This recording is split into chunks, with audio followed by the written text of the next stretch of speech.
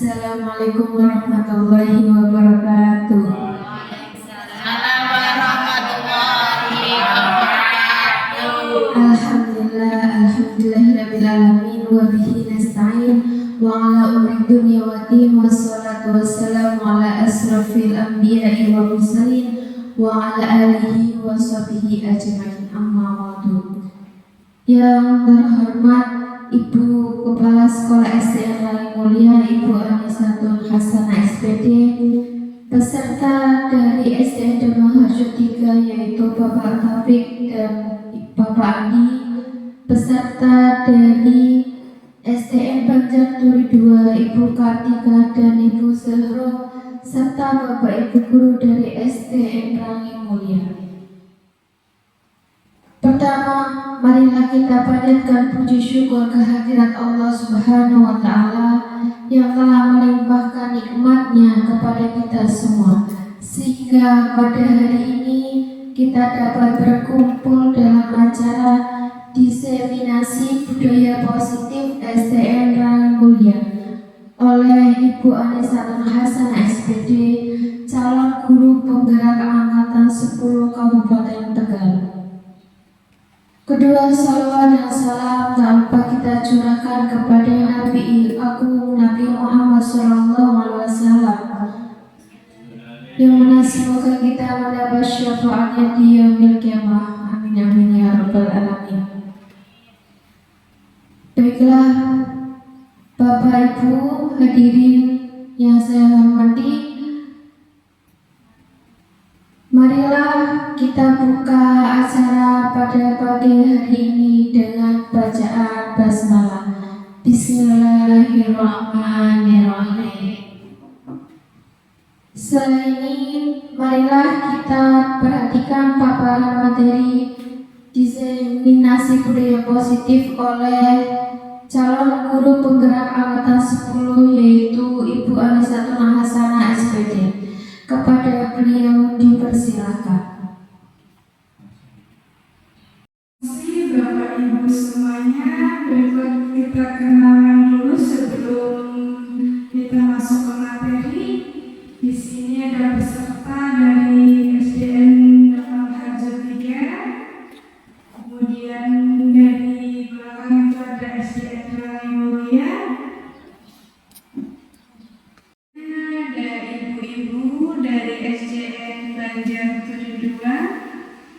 Yang sebelah sini ada Bapak dan Ibu guru dari SDN Langit Mulia. Terima kasih karena sudah dapat hadir dalam acara diseminasi budaya positif dari saya di SDN Negeri Langit Mulia.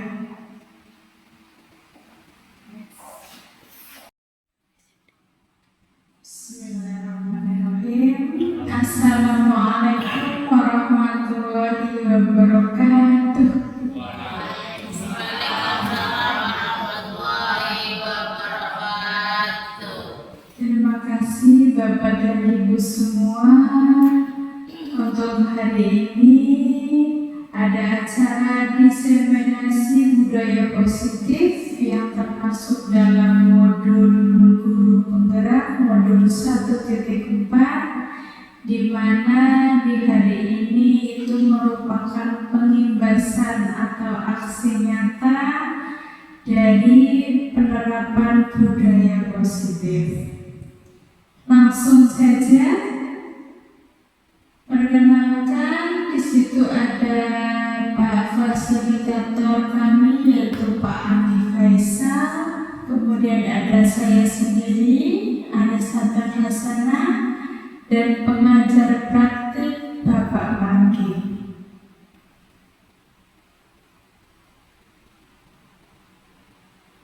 Rancangan tindakan untuk aksi nyata. Dilatar belakangi dari murid yang tidak suka peraturan karena selama ini jika merasa melakukan pelanggaran maka akan mendapatkan hukuman dan cenderung akan mempermalukan dirinya. Betul atau tidak Bapak Bapak Ibu?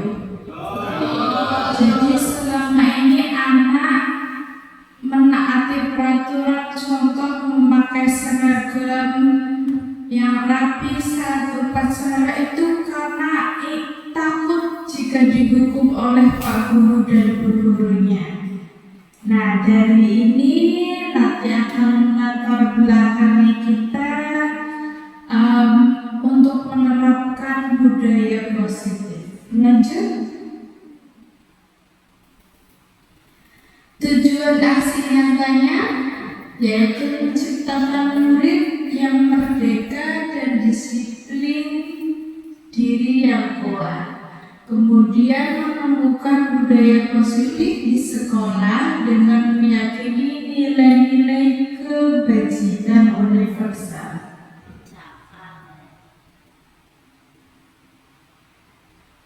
Tolak ukurnya terbentuknya keyakinan kelas melalui kegiatan kesepakatan kelas yang dilakukan wali kelas dan siswa. Kemudian siswa mampu menerapkan dan menjalankan keyakinan kelas yang telah dibuat. Jadi ini langkah-langkah yang kami lakukan.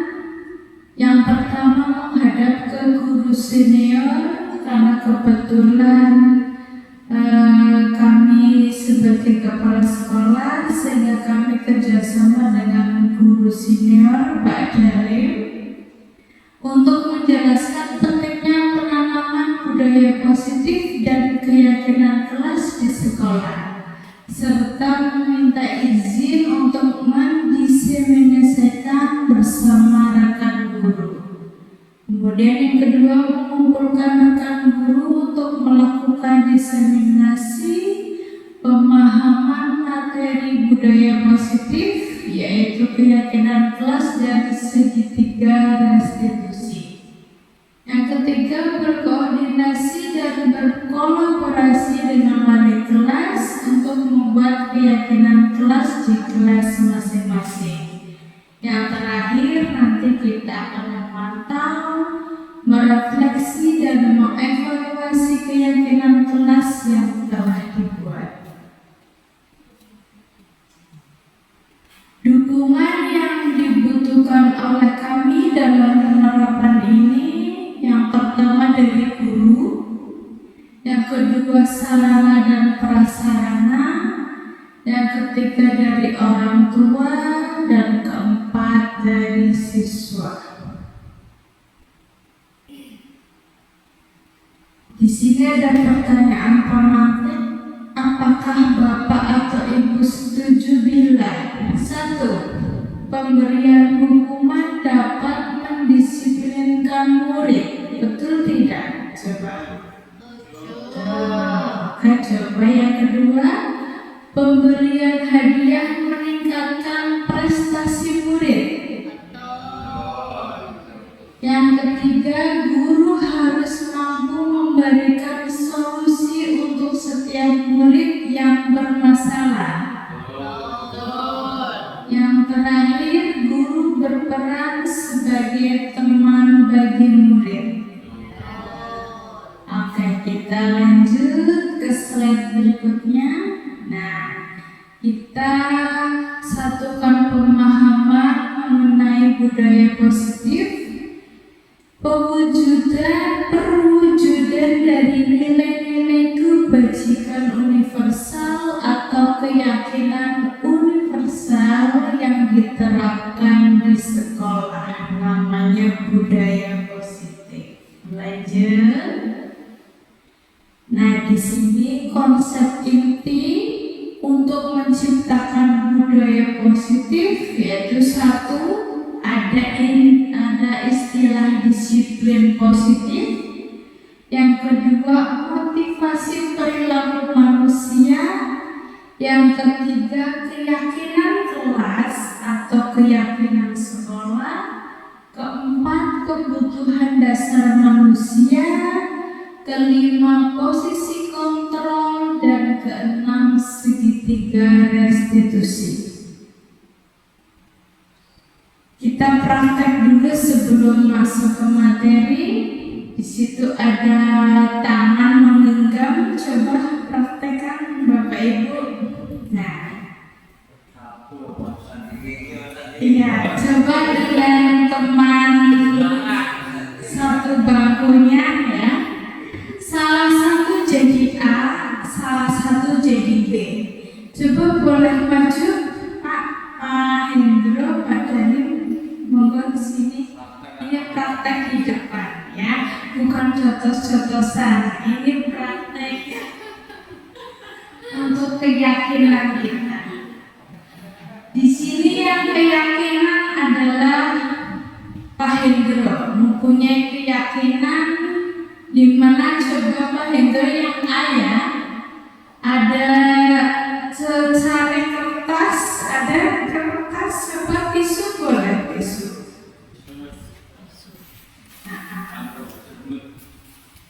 Kita anggap tisu ini sebagai benda yang sangat berharga bagi Pak Hendro ya. Kemudian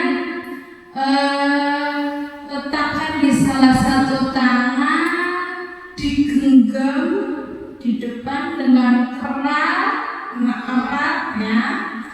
Ini membuat kepalan. Kemudian Pak Dalim sebagai orang yang B, yaitu mencoba sekuat tenaga mengambil bagaimana caranya benda yang berharga di tangan Pak Hendro. Coba Pak, boleh dengan cara mengancam, membujuk. Coba Pak, ngiding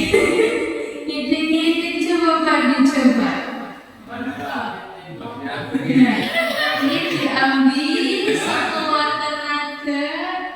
Iya.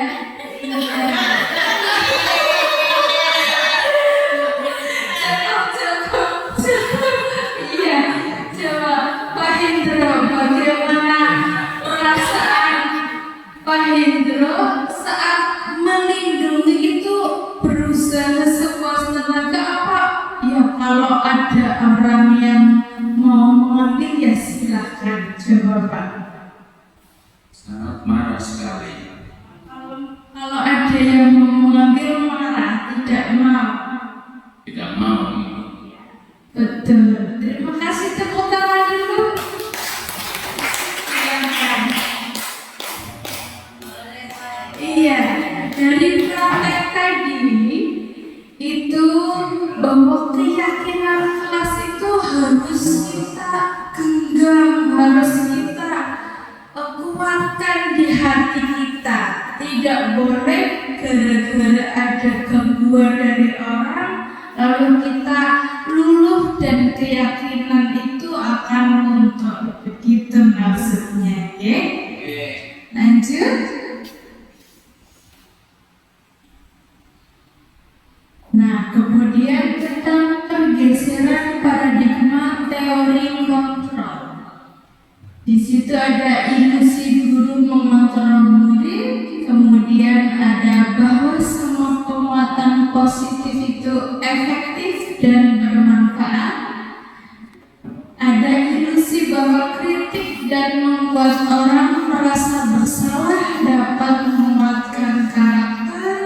Terakhir, bahwa orang dewasa memiliki hak untuk memaksa.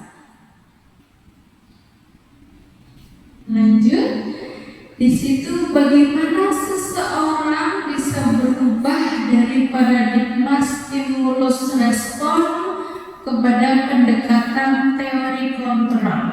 Jadi yang dulu kita itu selalu stimulus respon, kita harus berubah menjadi teori kontrol atau pilihan. Di situ di tabel ada kita mencoba mengubah orang agar berpandangan sama dengan kita. Kita balik dengan kita berusaha memahami pandangan orang lain tentang dunia. Jadi jangan memaksa kepada orang lain. Perilaku buruk dilihat sebagai suatu kesalahan. kita rubahlah menjadi semua perilaku memiliki tujuan. Lanjut, orang lain bisa mengontrol saya. Kita ubah menjadi hanya Anda yang bisa mengontrol diri Anda. Jadi jangan orang lain yang mengontrol kita. Lanjut, saya bisa mengontrol orang lain. Diubah menjadi Anda tidak bisa mengontrol orang lain. Kemudian ada pemaksaan Anda pada saat rujukan gagal. Yang ada itu harus kolaborasi dan konsensus menciptakan pilihan-pilihan baru. Ada model berpikir menang atau kalah. Kita rubah menjadi model berpikir menang-menang. Jadi tidak ada yang kalah. Lanjut, next. Disiplin positif dan nilai-nilai kebajikan universal. Lanjut. Nah, kita mengetahui dulu ini kita bersama-sama pengertian atau definisi dari disiplin positif, yaitu merupakan salah satu cara penerapan disiplin yang bertujuan untuk menumbuhkan kesadaran serta memberdayakan anak untuk melakukan sesuatu tanpa sogokan, ancaman ataupun hukuman. Nah, ini nilai kebajikan universal sesuai dengan profil pelajar Pancasila. Tentu Bapak Ibu guru semuanya sudah memahami, karena di kurikulum Merdeka ini selalu digadang-gadang profil pelajar Pancasila yang harus kita tanamkan kepada anak didik kita. Yang pertama apa?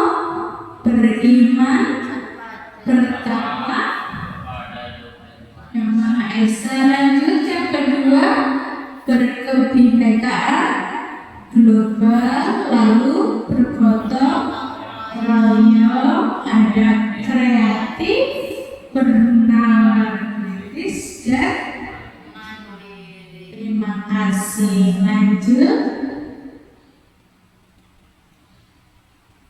Nah, sekarang kita bahas mengenai teori motivasi, hukuman, dan penghargaan serta restitusi. Di situ ada motivasi perilaku manusia. Nah, yang pertama, untuk menghindari ketidaknyamanan atau hukuman. Tadi misalnya siswa memakai baju yang lengkap supaya tidak dihukum saat upacara, tidak dihukum untuk barisan tersendiri begitu. Itu motivasi eksternal. Yang kedua, untuk mendapatkan imbalan dari orang lain atau institusi. Apa yang akan saya dapatkan apabila saya melakukannya? Contoh, kalau saya disiplin, nanti saya akan diberi penghargaan sama Pak Hendro, berarti saya disiplin gitu. Itu namanya motivasi dari eksternal. Kemudian yang ketiga, untuk menghargai diri sendiri. Nah, ini yang paling betul. Jika orang melakukan budaya positif atau disiplin positif, harus dari diri sendiri. Namanya motivasi internal, yaitu tujuan dari disiplin positif. Saya akan menjadi orang seperti apa apabila saya melakukannya. Lanjut. Di situ banyak bacaan. Di sini ada perbedaan antara hukuman dan disiplin. Kami beri satu contoh, satu saja. Hukuman sesuatu yang menyakitkan dan harus terjadi. Jadi anak itu akan merasa takut jika dihukum. Betul gak Bapak Ibu? Betul, karena takut lalu nanti akan menjadi malu kepada teman-temannya. Kita rubah menjadi disiplin. Disiplin ada 2 tingkatan. Yang pertama konsekuensi. Sesuatu harus terjadi. Jadi tidak apa-apa. Kalau melakukan kesalahan harus ada tanggung jawabnya. Yang penting itu, bukan dihukum. Kemudian ada restitusi. Restitusi itu restitusi merupakan pilihan yang paling bagus. Karena dari restitusi itu anak akan menyadari kesalahannya dan akan melakukan tindakan atau tanggung jawab dari kesalahannya tersebut. Kemudian di situ ada identitas gagal. Hukuman itu perilaku pasif agresif. Kemudian untuk identitas sukses, konsekuensi ada penguatan hanya bertahan dalam jangka waktu pendek. Kemudian restitusi, masalah akan menjadi terpecahkan. Lanjut Mawar. Nah, di sini ada perbedaan hukuman, konsekuensi, dan restitusi. Hukuman itu tidak terencana, bersifat satu arah. Jadi guru seolah-olah menjadi penghukum gitu ya. Kemudian bisa berupa hukuman fisik atau psikis. Kalau fisik itu tadi siswa bisa berdiri di depan kelas atau membersihkan toilet. Kalau hukuman psikis mungkin akan dicela atau ejek oleh temannya gitu ya. Lanjut, untuk konsekuensi bersifat terencana, sudah disepakati, bentuk-bentuk konsekuensi dibuat oleh pihak guru atau sekolah. Misalnya ini ada anak yang bermain dengan teman lalu menumpahkan minum di lantai. Kira-kira menurut Bapak Ibu bagaimana tindakan yang harus kita lakukan kepada anak tersebut? Memarahi. Ketika yang lain menegur. Bapak? Tanggung jawab. Jadi memarahi, menegur itu kita sebagai penghukum. Tapi jika tadi bertanggung jawab dengan cara apa? Betul, membersihkan atau mengepel, itu bentuk yang namanya konsekuensi dari kesalahannya. Yang terakhir ini restitusi adalah proses menciptakan kondisi bagi murid untuk memperbaiki kesalahan mereka sehingga mereka bisa kembali pada kelompok mereka dengan karakter yang lebih kuat. Berdasarkan Gosen di tahun 2004. Ini ada pertanyaan, kita coba. Ini termasuk hukuman atau konsekuensi. Pertama, mencatat 100 kali di dalam buku kalimat "Saya tidak akan terlambat lagi karena terlambat ke sekolah". Hukuman. Oke, coba lanjut. Lari mengelilingi lapangan basket 2 kali karena terlambat hadir. Yang ketiga, murid diminta untuk push up 15 kali karena tidak menggunakan masker di sekolah. Menggantikan kertas tugas teman yang telah dicoret. Konsekuensi, membersihkan tumpahan air di meja tulis karena tersenggol. Konsekuensi, murid disuruh untuk mengenakan sepatu seharian di sekolah karena tidak mengenakan sepatu mengenakan sepatu seharian di sekolah karena tidak mengenakan sepatu hitam. Yang terakhir, lari mengelilingi lapangan basket 2 kali karena terlambat 10 menit untuk pelajaran PJOK. Nah, coba kita simak. Nah, ternyata betul. Tapi ini yang terakhir ternyata konsekuensi. Lanjut.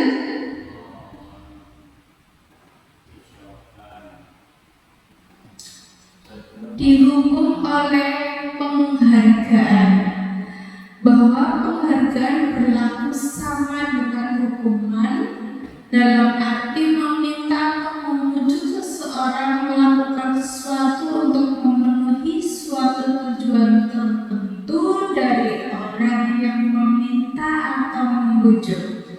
Dorongannya eksternal dan akan ada faktor ketergantungan. Beberapa dampak dari pemberian penghargaan itu Alvin Cohn di tahun 1993. Jadi tidak selamanya penghargaan itu baik, Bapak Ibu. Jadi kalau kita pengen menghargai anak dengan prestasinya atau dengan kelebihannya itu tidak selamanya betul, karena bisa jadi anak itu akan melakukan kebaikan karena ada iming-iming penghargaan. Aku ingin dihargai sama Pak Guru, aku ingin dipuji Pak Guru, jadi aku akan berbuat baik. Nah itu, jadi di situ akan kurangnya dari penghargaan. Di situ pengaruh jangka pendek dan jangka panjang. Di situ ada penghargaan penghukum, penghargaan mengurangi ketepatan, penghargaan tidak efektif, dan penghargaan merusak hubungan. Lanjut. Bentuk program kebajikan apresiasi. Dalam memberi apresiasi atau pengakuan, Bapak Ibu yang di kelas itu perlu diingat, yang pertama, beri pengakuan secara khusus, kemudian beri pengakuan secara pribadi, beri pengakuan kepada semua murid bergantian. Jadi jangan hanya 1-2 anak itu saja. Kemudian beri pengakuan secara konsisten dan fokus pada proses. Ini contoh pengakuan. Ada pembuka, kemarin saya perhatikan itu kata-katanya. Kemudian nilai kebajikan, rasa empatimu besar sekali. Di situasi pada saat menolong murid baru yang ada di kelas kita beri apresiasi kepada anak tersebut. Kemudian saya menghargai tentang nilainya kepedulian, dijatuh contoh pada saat membantu teman-teman di tugas kelompok. Kita juga bisa memberi apresiasi terima kasih untuk tak rasa tanggung jawab di saat anak-anak memungut kertas-kertas yang berserakan di lantai. Kemudian yang terakhir berikutnya keyakinan kelas.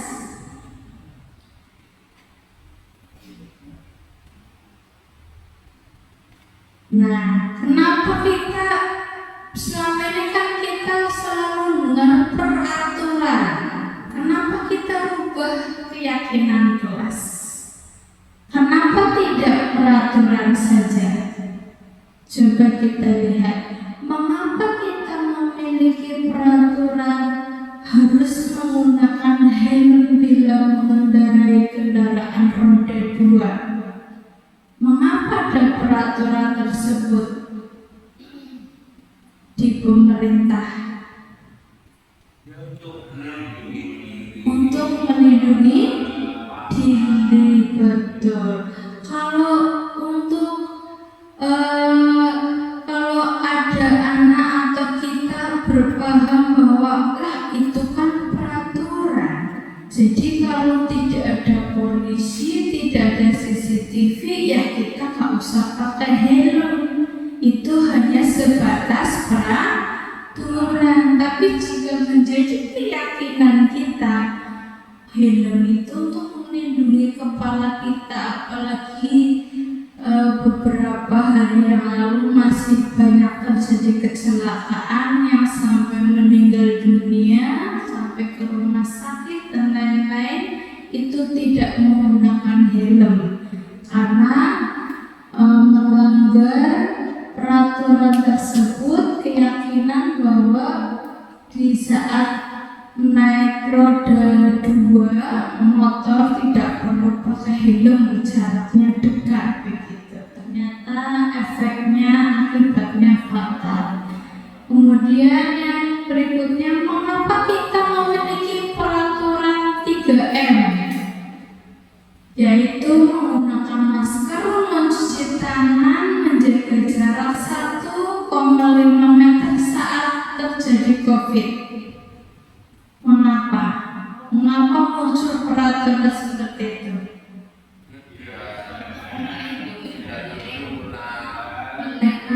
Melindungi diri supaya kita sehat, tidak tertular oleh virus. Nanti seandainya hanya peraturan, kalau tidak ada yang tidak ada pengontrol, tidak ada, itu bebas aja, nggak apa-apa gitu ya. Tapi jika kita yakin untuk menjaga kesehatan kita, pasti langsung untuk menerapkan 3M.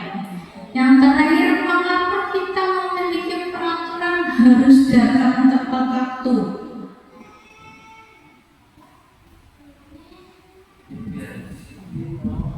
Biar disiplin, biar waktu efektif, betul sekali. Lanjut. Nah, keyakinan kelas dibuat berdasarkan kesepakatan antara guru dan murid, bersifat universal. Jadi kami mohon Bapak Ibu wali kelas bisa mulai menerapkan di kelasnya masing-masing. Jadi peraturan kita berubah jadi kesepakatan kelas. Jadi jika anak contoh kesepakatan saat pembelajaran, jika ada siswa yang presentasi atau guru sedang menjelaskan, anak-anak itu harus mendengarkan itu. Nanti jika ada anak yang melanggar, nanti kita beri keyakinan, kita ingatkan keyakinan kelasnya yang tersebut. Kemudian kalau peraturan itu biasanya dibuat oleh guru dan bersifat satu arah. Jadi seenaknya guru, kalau peraturan ini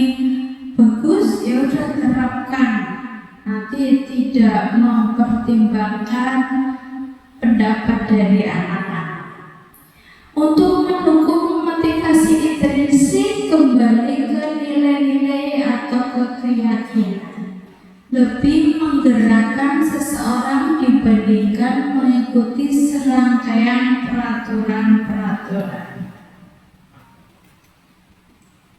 Nah, kita jawab ini. Peraturan selalu kembalikan buku ke tempatnya. Kita rubah jadi keyakinan. Kalimatnya kira-kira gimana? Selalu kembalikan buku ke tempatnya. Keyakinannya gimana? Ayo, kita buat kalimat dirubah. Selalu kembalikan buku ke tempatnya. Jadi apa? Ya, apa? Keyakinan kelasnya apa? Merapikan, boleh ya? Merapikan buku. Setelah setelah dibaca boleh. Coba yang kedua, dilarang mengganggu orang lain. Ini peraturan, kita rubah jadi keyakinan. Apa? Dilarang mengganggu orang lain. Kita rubah bisa jadi menghormati orang lain gitu ya. Hadir di sekolah 15 menit sebelum pembelajaran dimulai. Nah, kemudian ada dilarang melakukan kekerasan, dilarang menggunakan narkoba, bergantian atau menunggu giliran, gunakan masker, jangan berlari di kelas atau koridor. Itu termasuk salah satu peraturan. Kita rubah jadi keyakinan di slide berikutnya.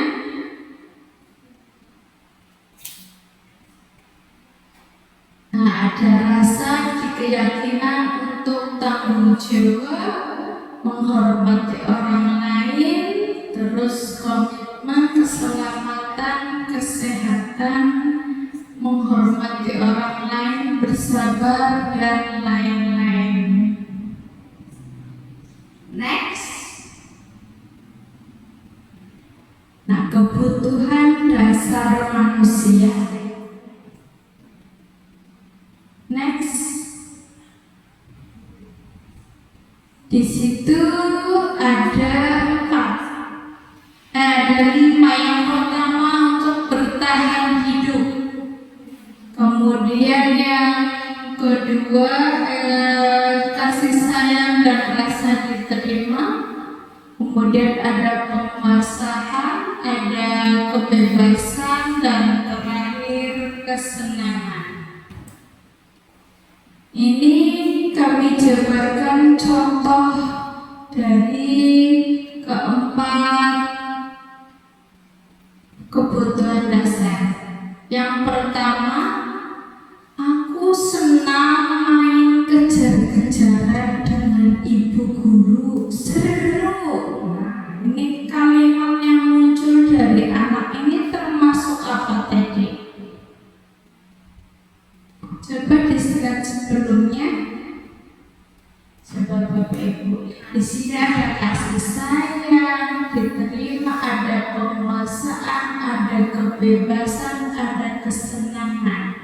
Di slide selanjutnya, yang nomor 1 ikut yang mana? Kasih sayang. Kasih sayang.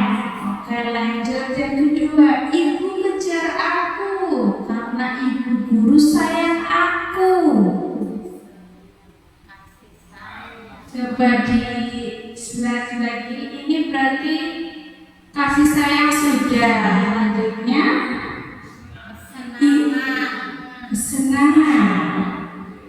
Ibu guru nurut, berarti anak merasa apa? Bebas. Bebas.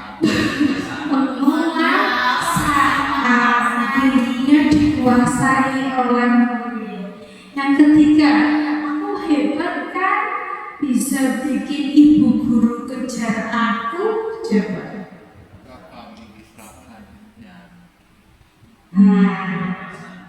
Kemana? Kesenangan. Coba. Terus aku bosan mewarnai di dalam kelas terus. Pengennya apa?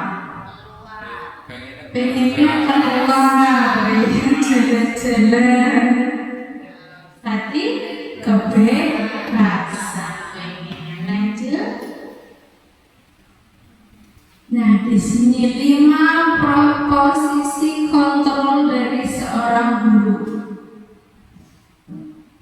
Nih, guru ada penghukum, ada pembuat orang merasa bersalah, ada teman, ada pemantau, ada manajer. Kami beri contoh satu. Guru berbuat kalau penghukum begini, menghardi, menunjuk-nunjuk, menyakiti, menyindir. Bapak Ibu seperti itu di kelas. Lanjut. Membuat orang merasa bersalah, berceramah dan mengatakan seharusnya kamu begini, ibu kecewa ini. Ini yang banyak dilakukan oleh guru-guru sekarang. Jadi masih di sebatas menghukum atau membuat orang merasa bersalah. Nah, tingkatan yang lebih bagus itu di teman. Identitas berhasil atau sukses, teman dan pemantau. Jadi guru membuatkan alasan-alasan untuk muridnya. Nah, kemudian pemantau itu menghitung dan mengukur. Yang paling penting ini tingkatan guru sebagai manajer, yaitu identitas berhasilnya mengajukan pertanyaan, menggali mengapa anak tersebut melakukan kesalahan. Next. Sekarang rank segitiga restitusi. Dalam segitiga restitusi di sini ada tiga langkah. Yang pertama itu ada menstabilkan identitas, itu yang bawah, bahwa setiap orang pasti pernah melakukan kesalahan. Kemudian kamu bukan satu-satunya yang pernah melakukan ini. Jadi kita tanamkan murid, kalau ada anak yang salah jangan langsung disalah-salahkan. Kamu ini bukan. Tapi kita tanyain dulu, kita stabilkan dulu identitasnya bahwa anak tersebut telah melakukan kesalahan. Kemudian yang kedua, validasi kebutuhan atau validasi rasa bersalahnya anak. Langkahnya itu kamu tentu punya alasan mengapa melakukan itu. Jadi ditanya dulu, kok kamu gak pakai sepatu sih nak? Alasanmu apa? Gitu ya. Yang berikutnya, adakah cara yang lebih efektif untuk mendapatkan apa yang kamu butuhkan? Jadi kamu ditanya ke anaknya, nah bisa tidak nanti kamu diingat-ingat lagi kan perbuatan kalau tidak memakai sepatu kan perbuatan yang tidak sesuai keyakinan. Yang terakhir, menanyakan keyakinan. Jadi jika ada anak yang melakukan kesalahan, ditanya dulu nilai-nilai apa yang telah disepakati. Jadi nilai mana yang kamu langgar dari keyakinan, kemudian kamu ingin menjadi orang seperti apa, begitu.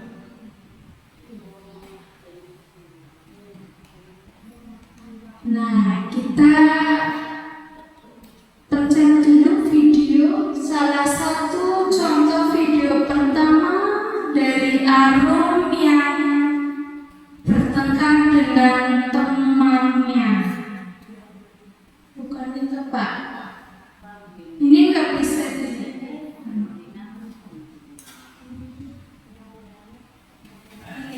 Pak. Iya.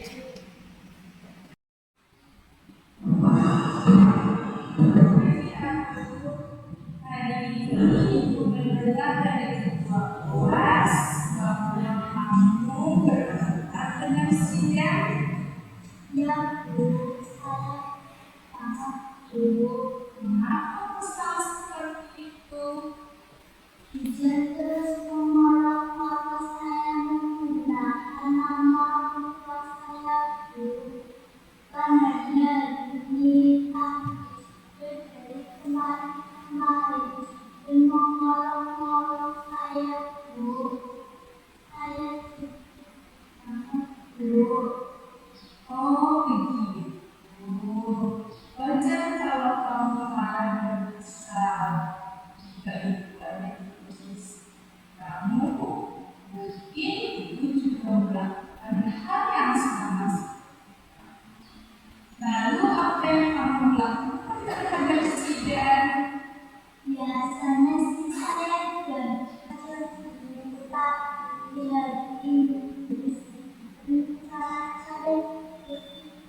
tetap menulis nama orang tua saya bisa apapun. Saya jadi marah dulu. Saya mengeluarkan kata-kata kasar di depan dan juga menarik dan Bu. Oh begitu. Kamu pasti melakukan hal itu ada alasannya kan? Ya Bu, saya sudah kesel banget sama sidang. Soalnya sudah kelewatan memarah kelas saya. Saya jadi malu dengan teman-teman saya, Bu. Iya, wajar kamu marah. Kamu pasti merasa hari ini kamu direndahkan.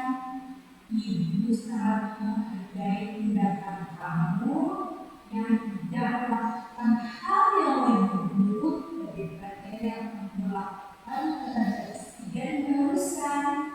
Kamu bisa saja melakukan hal yang buruk, memukul, bahkan melukai sidang. Namun kamu tidak melakukan hal seperti itu. Kamu patut bangga dengan sikapmu. Tapi coba kita pikirkan, apakah tindakan kamu terhadap sidang marah-marah, mengeluarkan kata-kata kasar, sampai menarik sidang sesuai dengan keyakinan kelas kita? Tidak, Bu. Menurut kamu, keyakinan kelas mana yang kamu langgar? Saling menghargai, Bu. Apakah saling menghargai penting? Penting sekali, Bu. Jadi, apa yang bisa kamu lakukan sesuai dengan keyakinan kelas kita saat kamu sedang marah? Menarik dan sabar, Bu. Terus, apa kamu bersedia memperbaikinya? Satu.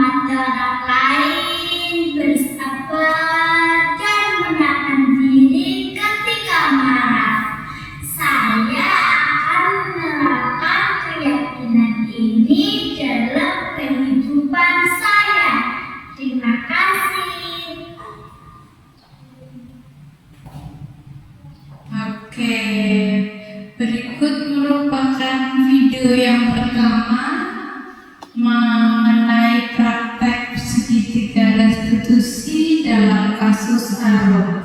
Kita sampaikan, lihat dulu yang kedua. Di sini di kasus Alinka bahwa Alinka itu terlambat ke sekolah.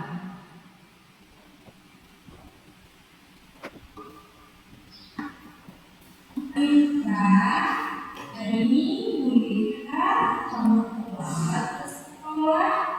Kemarin juga kamu terlambat ke sekolah. Ya Bu, kamu tahu kan kalau sudah di sekolah kita 12 siswa harus masuk ke sekolah sebelum pukul 7. Tahu Bu. Baiklah. Jika lambat itu hal yang manusiawi, semua orang mungkin pernah mengalami. Tapi bukan berarti kamu boleh melakukan hal seperti itu. Apalagi sudah menjadi kebiasaan, karena bisa berakhir buruk untuk kehidupanmu selanjutnya. Nah, sekarang kita coba berikan solusinya. Setuju? Ya, setuju. Kamu pasti melakukan pelanggaran seperti itu ada alasannya, kan? Menurut Alinka, mengapa Alinka sering terlambat? Saya sering terlambat karena kamu susah tidur kalau malam. Kita kenapa Alinka? Saya sering bermain game dan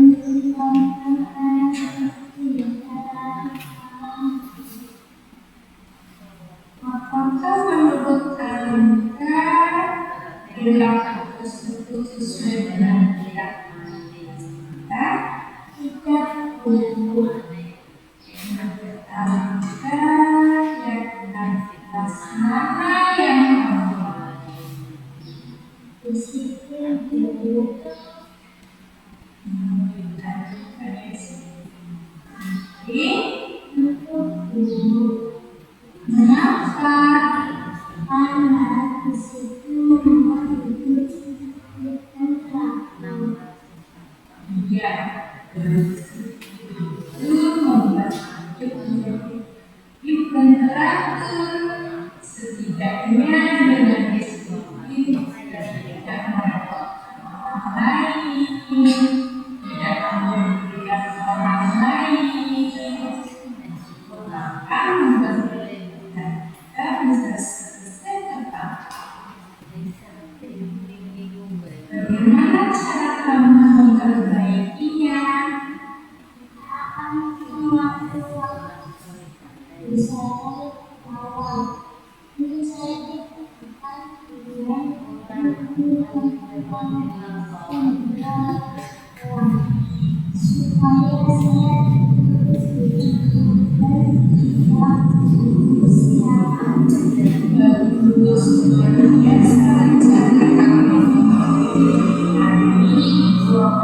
bersama dengan orang tua kamu untuk melakukan rencana bagus itu. Masih Bu. Baiklah, kamu boleh masuk kelas. Bu. Terima kasih ya.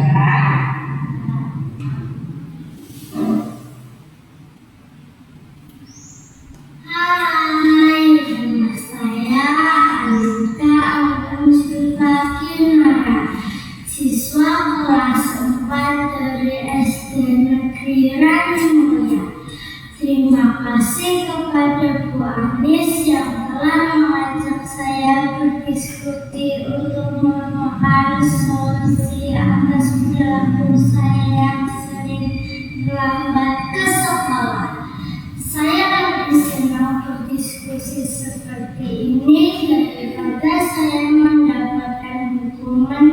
ketika saya melakukan kesalahan. Saya akan berusaha memenuhi keyakinan kelas yang telah saya buat dan melaksanakan rencana tindakan yang telah disepakati bersama Bu Anis. Terima kasih. Ya, terima kasih. Berikut merupakan dua video contoh dari penerapan segitiga restitusi jika kita menemukan anak-anak yang melakukan kesalahan. Lanjut, Pak. Nah, ini kita simpulkan. Di tahap pertama ada menstabilkan identitas. Jadi untuk membuat anak merasa gagal karena berbuat salah menjadi positif terhadap dirinya. Walaupun berbuat salah tapi dia masih berpikir positif. Dengan cara apa? Guru berkata berbuat salah itu hal yang manusiawi. Tidak ada manusia yang sempurna. Bapak atau ibu juga buat salah. Kita pasti bisa menyelesaikan permasalahan ini. Bapak atau ibu tidak tertarik untuk mencari tahu siapa yang benar, siapa yang salah. Bapak lebih tertarik untuk menyelesaikan masalah. Kalau kamu menyalahkan dirimu sendiri terus-menerus, apakah kamu bersikap baik pada dirimu sendiri? Pertanyaan ini bisa Bapak Ibu sampaikan. Lanjut di tahap berikutnya. Divalidasi kebutuhan atau validasi kesamaan tadi ya. Membantu murid mengenali basic atau kebutuhan dasar yang ingin dipenuhinya ketika melakukan kesalahan. Pada dasarnya setiap tindakan manusia tujuannya adalah untuk memenuhi power, freedom, love, and belonging, fun, atau survival. Guru bisa berkata, kamu bisa saja kan melakukan hal yang lebih buruk, tetapi kamu tidak melakukannya kan? Kemudian kamu pasti punya alasan mengapa melakukannya. Apa yang penting bagi kamu? Kamu boleh tetap berusaha menjaga sikap itu, tapi tambahkan sikap yang lain yang baru. Maukah kamu belajar cara lain untuk mendapat apa yang kamu butuhkan tanpa harus memukul? Apakah kamu bisa melakukan dengan lebih baik besok lagi? Di tahap yang terakhir yaitu menanyakan keyakinan, anak melihat kesalahannya dihubungkan dengan norma sosial dan nilai-nilai yang mendasari manusia berinteraksi dengan orang lain. Guru bisa berkata, apa nilai yang kita percaya di kelas atau sekolah kita? Nilai-nilai universal apa yang telah kita sepakati? Kelas yang ideal itu seperti apa sih? Kamu ingin jadi anak seperti apa? Atau kata-kata apa yang kamu rasakan ketika kamu melakukan itu? Kamu menjadi orang yang seperti apa?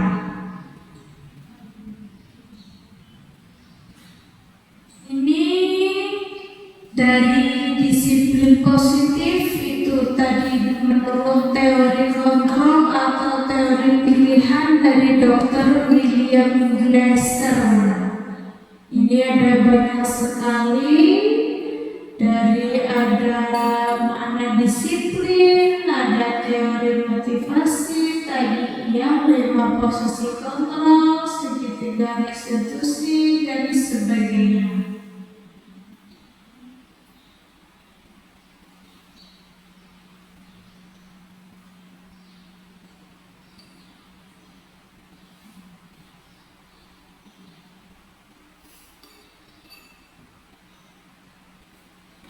Nah, dari materi tersebut kami ambil dari daftar bacaan yaitu modul 1.4 budaya positif pengembang oleh Bapak Andri Nur Cahya ini SPD MS dan Dia Sesmiati Rajasa MSc dan Dr. Murti Ayu Wijayati MPD.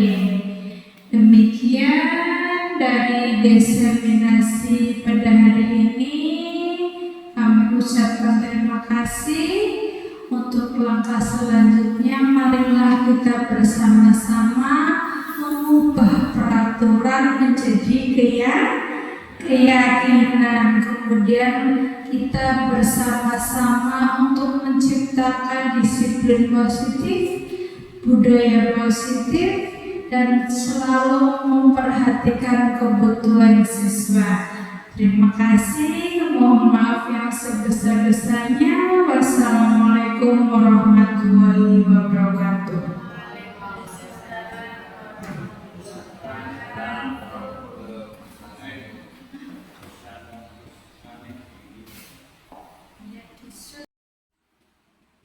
Demikianlah pemaparan materi budaya positif dari pemateri kita yaitu Ibu Anisatun Hasanah SPD.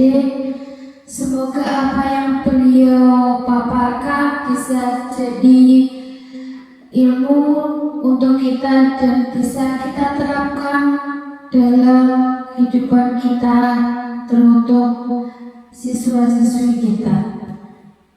Marilah untuk menutup acara pada pagi hari ini kita tutup dengan bacaan hamdalah.